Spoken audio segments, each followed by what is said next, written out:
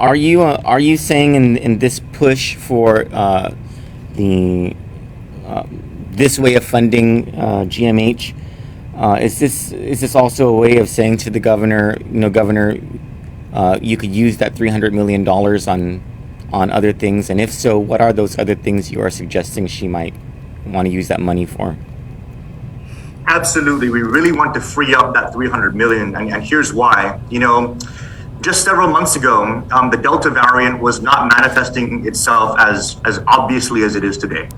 And with the Delta variant, our circumstances have really changed dramatically in terms of outlooks for recovery.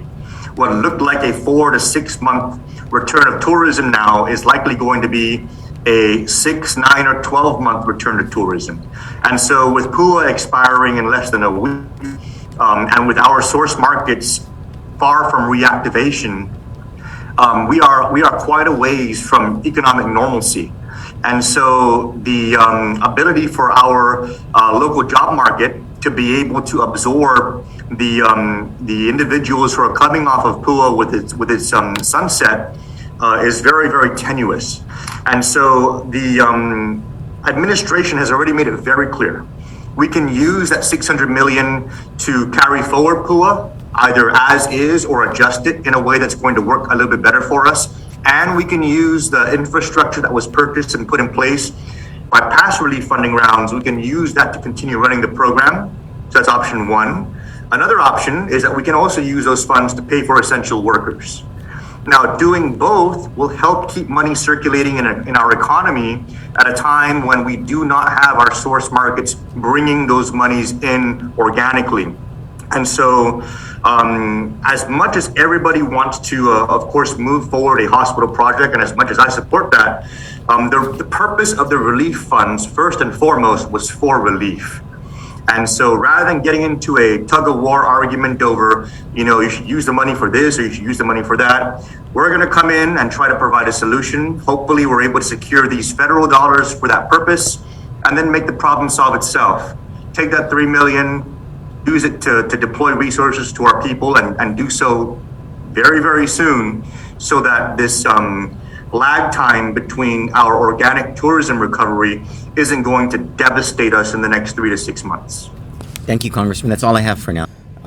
Tomorrow at 7 a.m. there's anticipated to be a mad rush to file the application for the All Rise program, both over at Revenue Tax and online.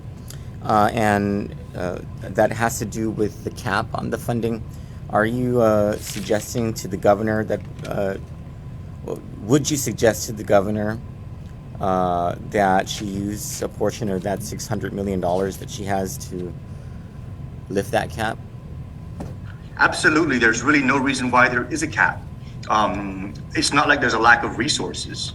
If the original amount was going to be 30 million, and even if we have double that, is 60 million, and that's not even 10% of the 600 million.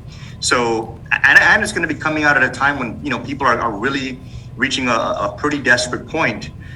So absolutely, let's not. Why are we capping that? That's totally not federal. The federal government didn't say cap that.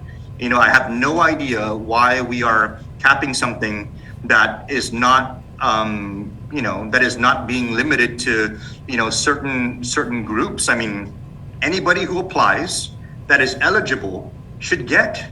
And to just say, oh, you're not going to get because we capped it, and unfortunately you were number 100 in a line that only was able to service 99, that does not in any way make them less eligible. So, I don't know. I don't know why that cap is in place. I don't know why we're distressing our people unnecessarily of those kind of things when the resources are already provided to make it happen and to make everybody feel more confident and to feel more secure rather than creating that kind of panic. And just on a closing note to that, Troy, when we are in a situation where Delta is requiring both vaccinated and unvaccinated to be extra cautious, putting our people into a mad rush to the line situation where you better get there first come, first serve, otherwise you're not going to get it, is not conducive to social distancing and mitigating crowds.